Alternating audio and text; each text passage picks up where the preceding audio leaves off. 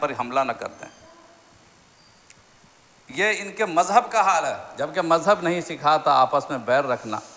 کسی بھی دنیا کے مذہب نے تشدد نہیں سکھایا ہے، کسی دنیا کے مذہب نے کمزوروں پر ظلم نہیں سکھایا ہے، مگر مذہب کے ماننے والے اپنے مذہب کو خود بدنام کرتے ہیں اور ذلیل کرتے ہیں۔ اللہ کے نبی صلی اللہ علیہ وسلم نے تو مذہبی جلوس غیر دور کی بات ہے، مذہبی جلوس تو ہمارے سارے کے سارے امن کے ساتھ ہیں۔ عید کی نماز پڑھنے جائیے، یہ ہمارے مذہب کا جلوس ہے۔ ارشاد ہے کلمہ پڑھتے جاؤ، کلمہ پڑھتے جاؤ، لا الہ الا اللہ، اللہ اکبر، اللہ اکبر پڑھتے جاؤ۔